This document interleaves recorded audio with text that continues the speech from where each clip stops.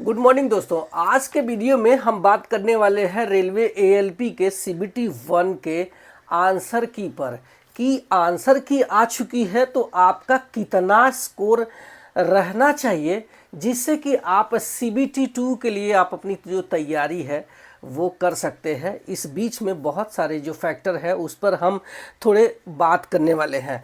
तो इसमें जो टोटल जो वैकेंसी है ये लगभग 10,000 है, यानी कि 9,970 वैकेंसी है।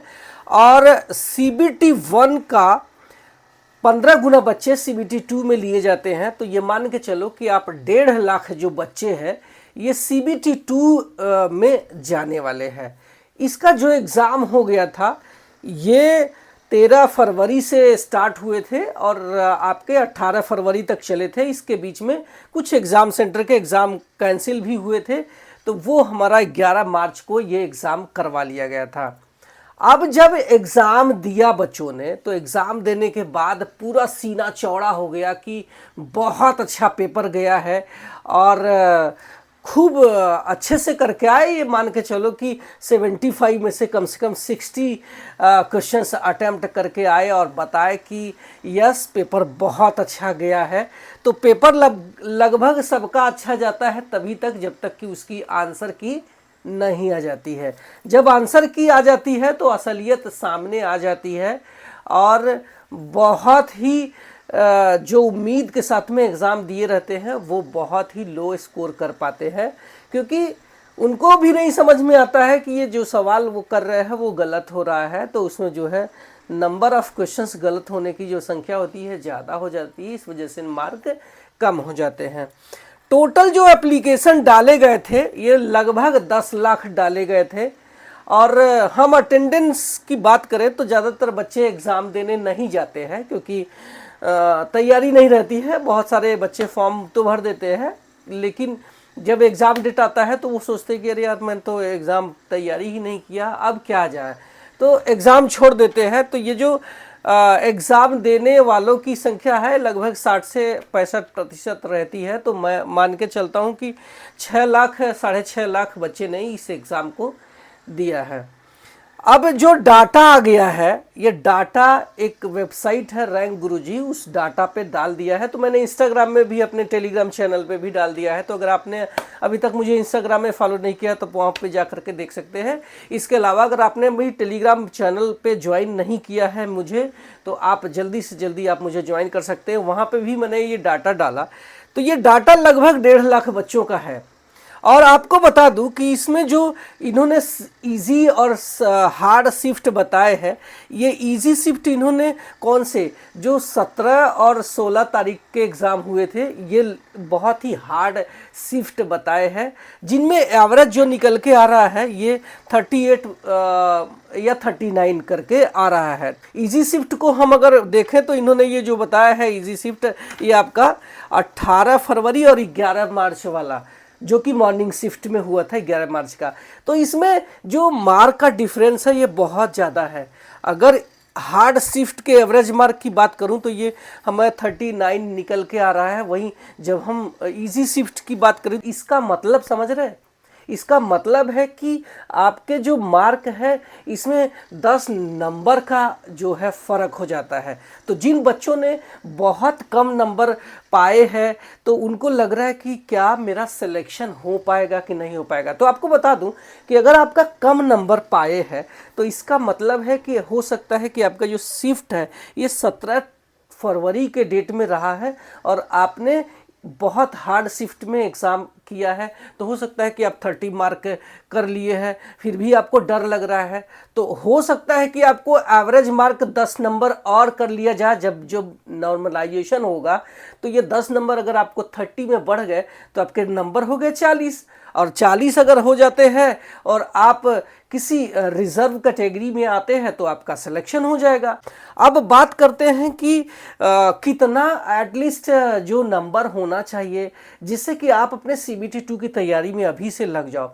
और आपको बता दूं कि इससे पहले मैंने आंसर की आने से पहले ही वीडियो बनाया था, और वो वीडियो में मैंने जो चीज़ें बताई है, कट ऑफ बताई है, लगभग अब की बार भी वही रहने वाली है। क्योंकि जब आप रैंक गुरुजी का जो डाटा है, जो वेबसाइट पे बच्चों ने डाला है, वो वही लोग डालते हैं जिनके नंबर बहुत अच्छे हैं। जिनके नंबर कम है वो चुपचाप बैठ जाते हैं जी, या फिर जो लोग फेल हो चुके हैं। मिनिमम जो पासिंग मार्क है, रेलवे ने डिसाइड किया हुआ है कि आपका जो मिनिमम पासिंग मार्क है, ये अगर यूआर या फिर ईडब्ल्यूएस में आते हैं तो मिनिमम 40% आपका होना चाहिए। तो आप निकाल लो कि 40% कितना होता है। 75 मार्क के सवाल पूछे गए थे आपके और 60 मिनट आपको दिया गया था।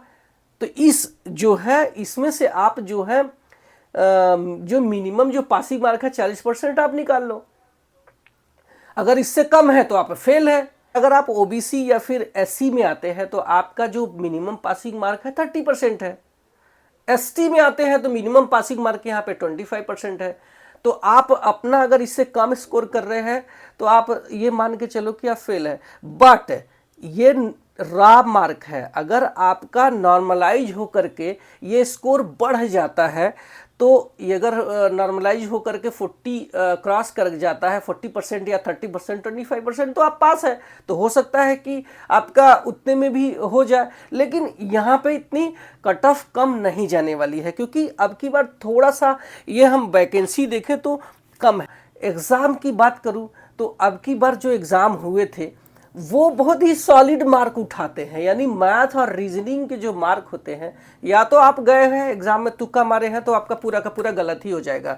लेकिन अगर आपने सही कैलकुलेशन किए हैं, जो लोग रेलवे की तैयारी करते हैं वो जानते हैं, क्योंकि वो जो ज़्यादातर रेलवे की तैयारी करते हैं वो मैथ रीजनिंग उनकी बहुत ही स्ट्रांग होती है, क्योंकि इस पर बहुत ज़्यादा वो टाइम खर्च किए रहते हैं, बहुत ज़्यादा प्रैक्टिस किए रहते हैं। तो एएलपी का जो एग्ज़ाम हुआ था तो आपने देखा होगा कि इसमें ज़्यादातर जो सवाल पूछे गए हैं, यानी 60-65 सवाल तो मैथ और रीजनिंग से ही पूछ लिए गए थे 75 में से।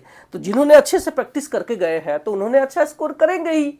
और रैंक गुरुजी का जो डाटा आप देखेंगे तो 75 में से कुछ ऐसे बच्चे हैं जिन्होंने 74 भी स्कोर किया है।